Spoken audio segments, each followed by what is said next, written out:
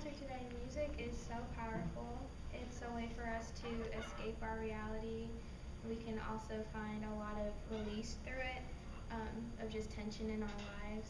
Lyrics are lyrics can like move our hearts and then be a result in like changing our actions and the way that we live our life, our opinions, and then our thoughts. Rap music has kind of made itself into its own subculture, hip hop culture, where it originated in the Bronx in New York around the 1970s. It originated around black youth who had all the time in the world and not that much to do, so they, would just spit lyrics, and it was something that really brought the culture there together. Hip hop inspires listeners through poetry that often exposes the government and poverty. It often exposes relationships and just deep issues that a lot of people don't talk about through real words, but they have the courage when they're actually saying lyrics. It's very cross-cultural and it brings a lot of people together. My only concern about rap music and hip hop music is if we don't choose the right music to listen to, it can impact our lives in very not so good ways. So the most popular thing I hear is that, oh my gosh, Michaela, I love that beat. I don't even listen to the lyrics, I just love the beat so much.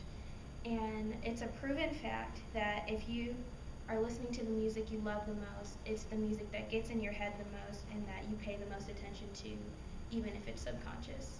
So saying that you don't pay attention to the lyrics isn't true. Rap is often characterized by the glorification of sex and drugs and money, at least right now. In the beginning with like Tupac and Big and all those people, like it was a lot different and it was more about reaching out to people, but right now it's kind of in a stage that's kind of gross.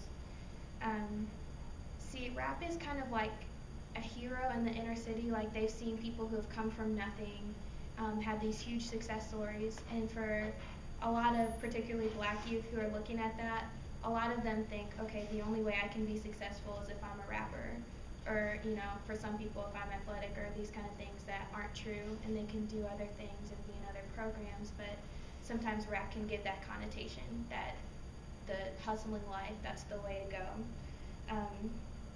The American Academy study, the American Academy study of, can't talk, sorry. The American Academy of Pediatrics did a study about the impact of music and lyrics and videos.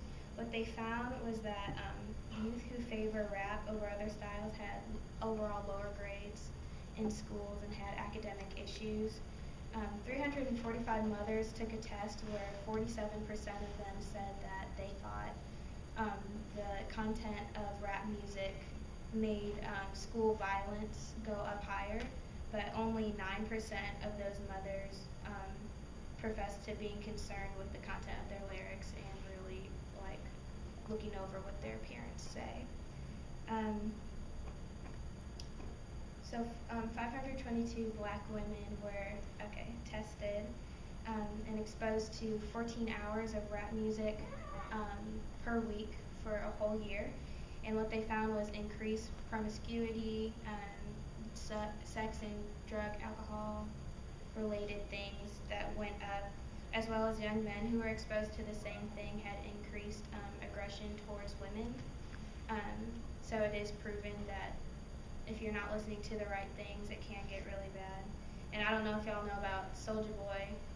Well, I'll just keep going. And all elementary schools in the country like taught the Soulja Boy dance, and they, were using the regular lyrics, "Crank that Soulja Boy, Superman that hoe." And if you really look up what that means, so many parents would have sued because of what that really means. And so I just want to encourage y'all, it's really important to really look at what you're putting in your head, what you're putting in your heart, because it will affect your behavior even if it's in little thoughts. Thank you.